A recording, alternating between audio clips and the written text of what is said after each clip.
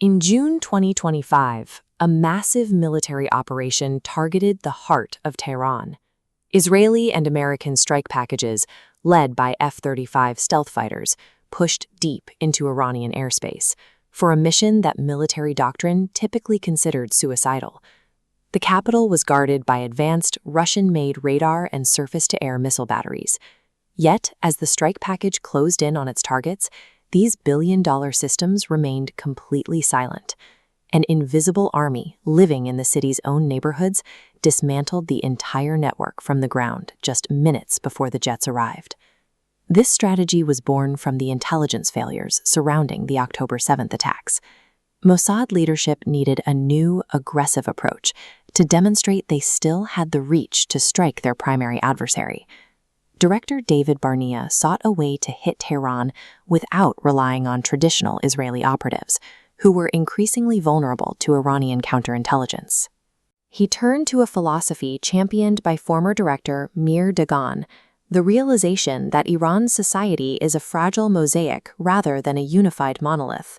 While the ruling class is Persian, 40% of the country consists of marginalized minorities, including Kurds, Balochis, and Azeris. Mossad spent years identifying individuals within these communities who were ready to act against a regime that had spent decades suppressing their culture and imprisoning their families. These recruits were motivated by a lifetime of systemic brutality and the disappearance of loved ones into the Evin prison system.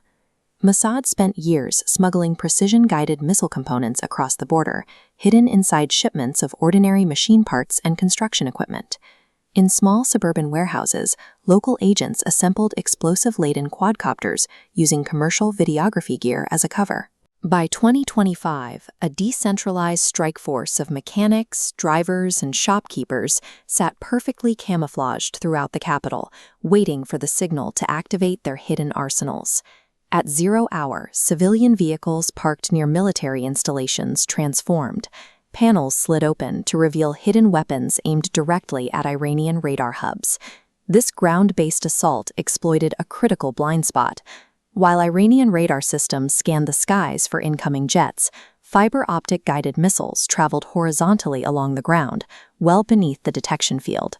As the missiles impacted, the radar network went dark, opening massive gaps that allowed Allied aircraft to enter Iranian airspace completely undetected. Utilizing these safe corridors, American B-2 stealth bombers moved into position over Iran's most sensitive targets. Urgent tone. They unleashed 30,000-pound bunker-buster bombs on the Fordo enrichment facility, collapsing the underground halls and burying years of nuclear research under tons of rubble. Simultaneously, precision strikes decapitated the military leadership because Israeli intelligence knew the exact location of a high-level command drill. General Mohammad Bagheri and dozens of senior officers died in the opening minutes of the war. By neutralizing the defensive umbrella from the inside, the ground teams enabled the total collapse of Iran's strategic assets in a single night. Tehran woke up to the realization that the weapons used against them were launched from within their own borders, operated by citizens who were already there. The regime responded with immediate draconian crackdowns, carrying out mass arrests and public executions, specifically targeting the minority groups Mossad had recruited.